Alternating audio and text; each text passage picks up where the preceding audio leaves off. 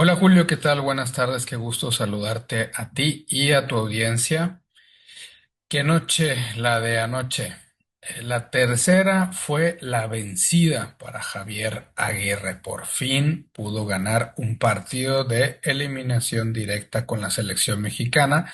En 2002 tuvo su primera derrota contra Estados Unidos, dolorosísima eliminación por ser los vecinos del norte y porque hace 24 años no tenían la infraestructura de fútbol que tienen ahora, no eran lo competitivos que son ahora. Sin embargo, esa fue la primera derrota en un partido de eliminación directa de Javier Aguirre con la selección mexicana contra Estados Unidos. Luego, en 2010, volvió a perder contra Argentina en Sudáfrica, también el primer partido de eliminación directa. Y anoche, por fin, la tercera fue la vencida para Javier Aguirre. Por fin pudo ganar un partido de eliminación directa. Fue muy sorpresivo desde el inicio, desde que se anunció la alineación que Edson Álvarez no formara parte del once titular, cuando es uno de los mejores jugadores para el juego defensivo de México. Eso ya era una sorpresa. Segunda sorpresa, la primera titularidad para Gilberto Mora, para el niño Mora, justamente en un partido de eliminación directa. Eran dos sorpresas en la alineación que ya anunciaban lo que pasaría durante el primer tiempo. Hay que decir que el primer tiempo de la selección mexicana fue muy bueno. Pudo haber terminado 4-0, hubiera sido muy espectacular y hubiera sido lo justo, por lo menos una más de Raúl Jiménez, un cabezazo solo frente al área, frente a la portería. No le queda de la manera más cómoda el balón para rematar, sin embargo alcanza a llegar, pudo haber ido con dirección a puerta y un gol más por lo menos de el propio Gilberto Mora en ese primer tiempo hubiera rematado un 4-0 que hubiera sido muy justo, que hubiera representado bastante bien lo que sucedió durante el primer tiempo. En el segundo tiempo, México fue distinto, pero también me gustó bastante. No, ya no tenía que seguir buscando un gol más. Ahora era Ecuador quien tenía que exigirse. Ecuador es un gran cuadro, es un gran equipo, tiene muchos recursos, los utilizó todos, movió la banca, intentó por fuera, intentó por dentro, hizo todos los cambios posibles, simplemente no pudo ser mejor que México, no pudo competirle siquiera a la selección mexicana. Hubo un movimiento que me pareció muy importante en el primer tiempo. Roberto Alvarado, que tiende a irse por fuera para abrir la cancha, buscaba mucho el juego interior, el juego por dentro de los defensas ecuatorianos, lo cual confundía a la defensa y Gilberto Mora precisamente atacaba los espacios que quedaban libres. Eso fue una jugada que se repitió durante todo el primer tiempo y que hizo mucho daño a los ecuatorianos.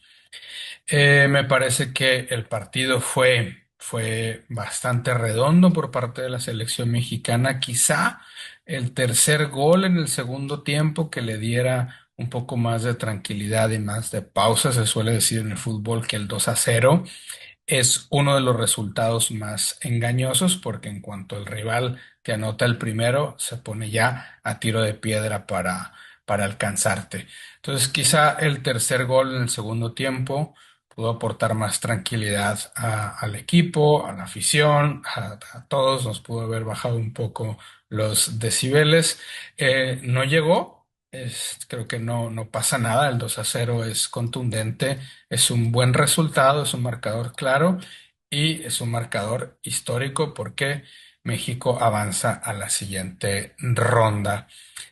Ahora, en este caso, por el formato que tenemos actualmente, la ronda de 16avos de final. Me parece que hay una conclusión importante que hay que señalar. Durante años se dijo que el problema de México en los mundiales era exclusivamente mental, que el famoso quinto partido era una barrera mental. Yo nunca compré del todo esa explicación. Me parece que los partidos se ganan jugando mejor que el rival. Y ayer México fue mejor que Ecuador desde la banca, desde las alineaciones, en el planteamiento táctico y en la ejecución en la cancha. Aguirre tomó decisiones que parecían riesgosas, pero demostraron tener una lógica futbolística muy clara. Y esta vez me parece que México no gana por épica, no gana por suerte. México ganó porque preparó mejor el partido y porque jugó mejor que Ecuador, que es una gran selección.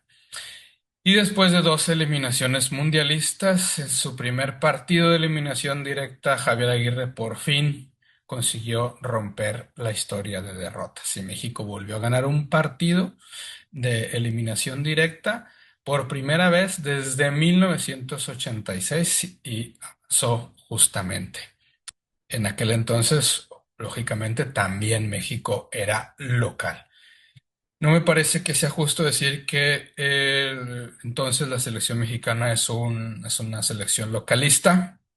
Me parece que es un factor que te puede jugar a favor, que te puede jugar en contra. Hasta ahora, el factor de ser local ha jugado a favor de la selección mexicana. Déjame compartirte, Julio, a ti y a la audiencia también un análisis, un breve análisis sobre la transmisión. Quisiera hacer algunos comentarios, pues, porque creo que la transmisión también forma parte del deporte, la cobertura mediática que se le da a los hechos deportivos. Tengo que confesar que ninguna transmisión terminó de convencerme. Durante este partido fui un televidente errante. Estuve cambiando de canal constantemente y hasta de país, incluso buscando una narración que estuviera a la altura del partido, pero no la encontré. Empecé por Televisa, pero a los pocos minutos tuve que cambiarle. Me parece que era demasiados gritos por parte de Andrés Vaca. Entiendo que es una cuestión de gustos, por supuesto, pero a mí me gusta que la narración acompañe el partido, no que la narración compita contra el partido. Y creo que Andrés Vaca compite intentando gritar más que la afición o intentando hacer más que lo que está sucediendo en la cancha. Entonces, contra mi pesar, o muy a mi pesar, me fui a TV Azteca y ocurrió algo que me pareció muy delicado. Luis García hizo una broma diciendo, palabras más, palabras menos, diciendo que le daría un beso a Gilberto Mora, pero después se arrepentía, no, mejor no porque es menor de edad y con los niños no. Hay algunos chistes que pueden pasar, eh, no vamos a sacar aquí una escala moral, cuál es mejor o cuál es éticamente correcto. Pero a mí me parece que la gracia, la comedia, el humor en general tiene que tener un límite. Vivimos en una época donde afortunadamente hoy entendemos mucho mejor las necesidades de proteger a niñas, niños y adolescentes. Y hay temas que simplemente no pueden ser parte de material de humor improvisado en una transmisión. No se trata de cancelar a nadie, se trata de entender que el humor también tiene que tener límites éticos. Cambié, fui a Telemundo, duré muy poco, simplemente no conectó con ese tipo de transmisiones.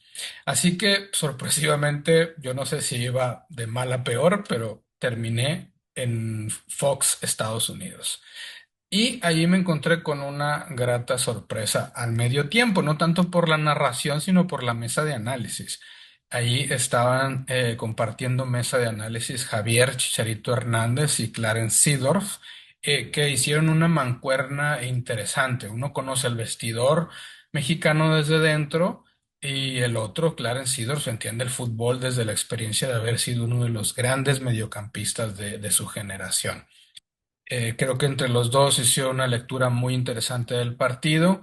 Me llamó la atención cómo en cada una de sus intervenciones Clarence Seedorf enfatizó el papel que estaba jugando la afición mexicana, el peso del estadio Azteca. Eh, para el segundo tiempo decidí hacer algo que hago mucho cuando veo deportes, que es poner la televisión en silencio. Definitivamente. Sigo las imágenes, pongo la televisión en silencio y utilizo una aplicación que te permite escuchar radio o estaciones de radio de muchas partes del mundo. Puse primero la estación de Radio Centro de Guayaquil Y fue muy interesante la experiencia porque la narración del segundo tiempo iba cambiando conforme avanzaban los minutos. De un optimismo inicial pasaron a la preocupación, luego vino la frustración y finalmente la resignación. Escuchar el mismo partido, pero desde el otro lado de la frontera, desde el lado ecuatoriano, hace una experiencia interesante. En unos minutos también sintonicé una estación de radio española que está transmitiendo todos los partidos del Mundial y me sorprendió el conocimiento que tenían de la selección mexicana. Me parece que era de destacar. Finalmente, me parece que vale la pena revisar algunos titulares de la prensa internacional. ¿Cuál fue el impacto de esta victoria de México en la prensa especializada en deporte que le está dando seguimiento al Mundial? Destaco solamente algunos. The Guardian resumió el significado de la noche de ayer en México con una idea muy poderosa, afirmando: México a fin puso fin a 40 años de frustración en eliminatorias mundialistas en el caldero del Estadio Azteca. La crónica de otro medio de comunicación que se llama The Athletic tituló su crónica diciendo: México está fascinado con su sueño mundialista. Y el titular que me llamó más la atención fue el título de la crónica de un medio de comunicación francés que se llama L'Équipe. El título dice de la siguiente manera: Tan precoz como Pelé, comparado con Maradona, Gilberto Mora, el joven prodigio que está haciendo brillar a México. Obviamente el titular refiriéndose a Gilberto Mora, que fue el segundo jugador más joven de 17 años en salir de titular en un partido de eliminación directa, justamente solo detrás de Pelé. Pues se vale soñar, al menos el partido de ayer da elementos para soñar un poco más, por lo menos con un partido más, que es lo que ahora México tiene garantizado, que creo que ese sí será el verdadero partido, el verdadero desafío es el que está en el siguiente partido.